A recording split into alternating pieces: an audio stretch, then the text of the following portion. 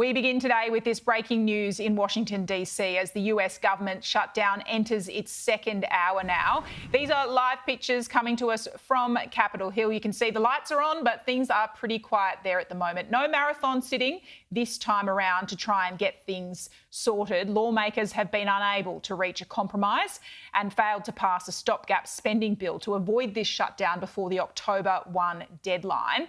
Republicans, as we know, control all three branches of the US government, but crucially, the party does not have the 60 votes it needs in the Senate to overcome the filibuster.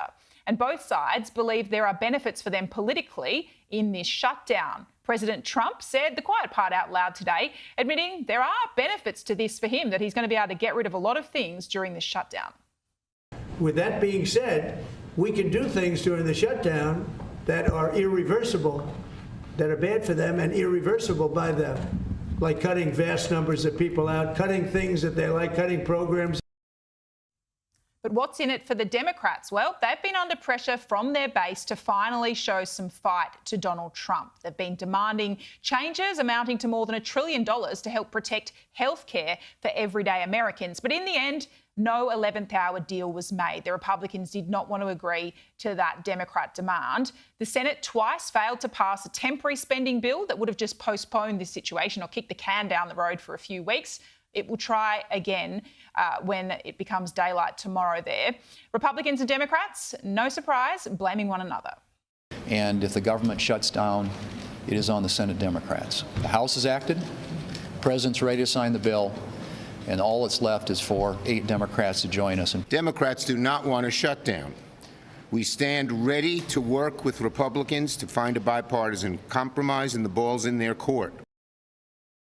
But Republicans believe there are cracks emerging within Democrat ranks. 3 senators voted with Republicans before midnight in an attempt to keep the government open. But that is not enough. The magic number to overcome the filibuster is 8 Democrats. So there's more work to do to convince some within the Democrat ranks to vote with Republicans. John Fetterman from Pennsylvania, he was one to vote with the Republicans, and he had this message for the Senate leadership.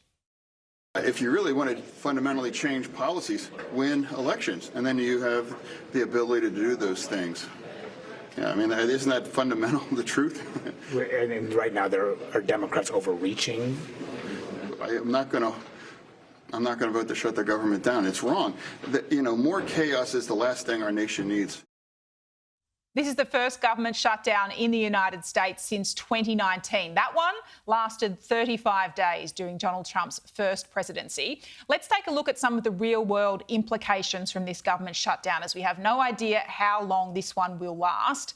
Around 750,000 federal workers could be furloughed, and most of them, remember, won't be getting paid during the shutdown period. Workers that are deemed to be essential will still have to go to the office, although they're not going to get paid until after the government reopens. Social security benefits continue to flow for Americans, so too the benefits for military veterans. As for Australians either working or on holiday in the United States, air travel potentially could be disrupted here. While air traffic controllers are still working, they're doing so without pay. And in the past and previous shutdowns, many have actually called in sick. And that has contributed to long delays and actually triggered politicians to reopen the government. As for national parks, it's unclear if they will stay open. Previously in shutdowns, they've had to close due to a lack of staffing. Museums, some of the big ones in Washington, including the Smithsonian, they'll stay open until October 6 and draw on funds from last year. But after that, they will have to shut their doors as well. Federal law enforcement, though, will still be on the beat, and Donald Trump's crackdown on illegal immigration through ICE agents seems very unlikely to be affected. Last hour, we spoke to Fox News Capitol Hill correspondent Chad Pergram. He talked us through the chances of a breakthrough in Congress. This is the first time that the federal government in Washington, D.C. and across the United States has closed since 2019. There was a record 35-day shutdown. I should note that not every part of the federal government in Washington, D.C. and across the U.S. shuts down. The military, national security, intelligence operations, they continue. They still deliver the mail. If you get social welfare benefits, those checks are still mailed out. But non-essential services, which includes national parks and people who work as clerks at federal agencies, they are off the job. It's very interesting.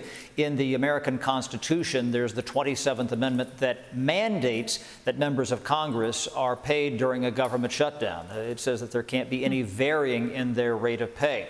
What we're starting to notice, though, Trudy, is that the Democratic Party, which is in the minority in both the House and Senate here in the Congress in Washington, D.C., there were 3 Democrats tonight who started to side with the Republicans. And so we think that that ice might just be starting to break a little bit. You have the Republican Party that's in the majority in the Senate, and what they want to do is just renew the funding at the current spending levels, no other add-ons, for a temporary period of time until the middle of November. What the Democratic Party, that's out of power in Washington, D.C. right now, what they're arguing for is a restoration of health care subsidies to make health care cheaper in the United States, Trudy.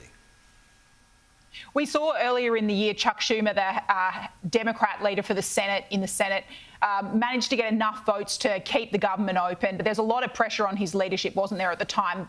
Pushback from the base that they want to see a fight here with Donald Trump. Do you expect there will be more defections? 3, as you say, so far, in terms of those votes before midnight. Are there expected to be more tomorrow? That's very possible now that we're into a shutdown. Sometimes what happens with these government shutdowns is if the government shutdown goes on for a couple of days, there's a breaking point, they start to get some polling, and one party or the other starts to realize that they're upside down, and they cry uncle and say, okay, we're going to vote to open the government. You're right that there has been pressure on the Democrats and Chuck Schumer to try to fight. As I say, they're out of power right now. Chuck Schumer provided the votes to open the government, keep the government open back in March, and really got nothing out of it. And so the liberal base, notably Alexandria Ocasio-Cortez, who is also from New York City, as Chuck Schumer is, who's the progressive congresswoman, she has been kind of nipping at his heels. And a lot of Republicans are saying that Chuck Schumer hears footsteps. Maybe she wants to run for the Senate at some point. Maybe she wants to run for president. So that's something that people are looking at. But once you get into a government shutdown, the thing that tends to open up the government is that they have some sort of a crisis. During the 2013 shutdown, there was a wild shootout and car chase here on Capitol Hill. A couple of Capitol police officers were injured, yet they were coming to work and not getting paid, and people sobered up and said maybe we should reopen the government. You had air traffic controllers in New York City at LaGuardia Airport who walked off the job because they had not been paid for 35 days. This was in 2019, and there was concern about aviation security in the United States. And so sometimes you have an event like that, maybe a national security issue, God forbid terrorism, maybe a natural disaster like a hurricane or an earthquake or something, and that might force members of Congress to reopen the government.